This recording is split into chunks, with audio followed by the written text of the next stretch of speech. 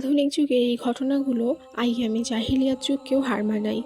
The Epstein file, যেখানে রয়েছে ইতিহাসের জঘন্যতম 3 মিলিয়নেরও বেশি ফাইল, রয়েছে 2000-এর বেশি ভিডিও, 2 লক্ষের বেশি ছবি, যেগুলো কখনো ভাষায় প্রকাশ করা এবং সাধারণ মানুষের পক্ষে দেখা সম্ভব নয়। নৃশংসভাবে নারীদের ভোগ করতেন পৃথিবীর সবথেকে বড়, ধনী এবং ক্ষমতাবান লোকেরা। এই ঘটনাগুলো শুনলে আপনার শরীর শিউরে উঠতে পারে। শিশুদের বিভিন্ন দেশ থেকে পাচার করে বছরের পর বছর ধর্ষণ করে গেছেন। কেবল ধর্ষণই নয়, বরং তাদের করা হতো পাশবিক নির্যাতন। এই কাজগুলো গোপনে নয়, বরং করা হতো আনুষ্ঠানিকভাবে, যে অনুষ্ঠানের নাম ছিল calendar girls. Bill Gates, Donald Trump সহ বিশ্বের কোটিপতিরা এর সাথে যুক্ত। এমনকি প্রতিবেশী দেশ ভারতের প্রধানমন্ত্রী নরেন্দ্র মোদীরও এর সাথে সম্পর্ক রয়েছে বলে জানা যায়।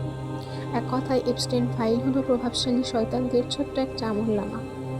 3 থেকে 9 বছরের মেয়েদেরও এখানে এনে ধর্ষণ করা হতো।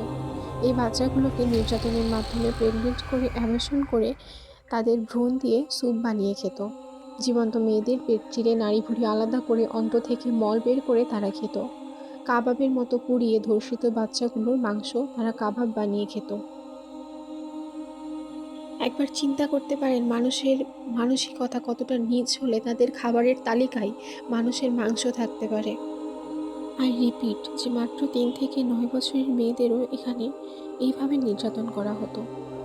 একবার কল্পনা করে দেখুন, একটা ছোট্ট বাচ্চা যার বয়স 3 থেকে 12 বছর, একদিন তাকে বলা হলো যে তাকে একটা বিশেষ বৃত্তি দেওয়া হয়েছে, যেখানে সে পৃথিবীর সবথেকে বড় জ্ঞানী ধনী 5 থেকে 6 জনের সাথে দেখা করতে পারবে। এই কথা শুনে মেয়েটা বাবা মায়ের কাছ থেকে বিদায় নিয়ে প্লেনে উঠল, কিন্তু সে জানতো না যে প্লেনটার নাম ছিল ললিতা এক্সপ্রেস, যার দার্জালিক সভ্যতার গোপন জাহান্নামের যাত্রা। এর গন্তব্য প্রশান্ত মহাসাগরের অবহেলিত একটি দ্বীপ, যা বাইরে থেকে দেখে মনে হবে দুনিয়ার মাঝে একখানা ছোট জান্নাত, কিন্তু এর ভেতরে ছিল এক নোংরা রহস্য। যখন মেয়েটা সেখানে পৌঁছায়, তখন সে দেখে টিভিতে দেখা মানুষগুলো তার সামনে, নোবেল বিজয়ী বিজ্ঞানী সুপারস্টার, তারা সেখানে বসে আছে। শুধু তাদের চোখে নেই সেই মমতা, আছে শুধু পৈশাচিক যৌন ক্ষুধা। মেয়েটা এটা অনুভব করে চিৎকার করে, কাঁদে, বাবা মায়ের কাছে যেতে চায়, কিন্তু পারে না। কতগুলো কালো হাত তার শরীরে পড়ে। দিনের পর দিন এই ছোট্ট শিশুগুলোকে ছিঁড়ে খেয়েছে এই অমানুষগুলো। হয়তো আপনি ভাবছেন, এত বড় তথ্য বাইরে আসলো কি করে? এপস্টাইন ছিল খুব চালাক একজন মানুষ, যে কিনা একজন সাধারণ শিক্ষক থেকে হয়ে ওঠে পৃথিবীর সবচেয়ে ধনীদের একজন। সে তার কৃতকর্ম লিখত একটা ডায়েরিতে, যা দ্য ব্ল্যাক বুক নামে পরিচিত। একজন সাহসী নারী যে ছোটবেলায় এই নির্যাতনের শিকার হয়েছিল, সে এপস্টাইনের সহযোগী ও রক্ষিতা ম্যাক্সওয়েলের বিরুদ্ধে মামলা করে।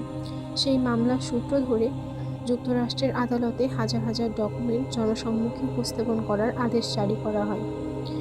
এরপর বিশ্ববাসী অবাক হয়ে এই নোংরা ইতিহাসের মুখোমুখি হয়।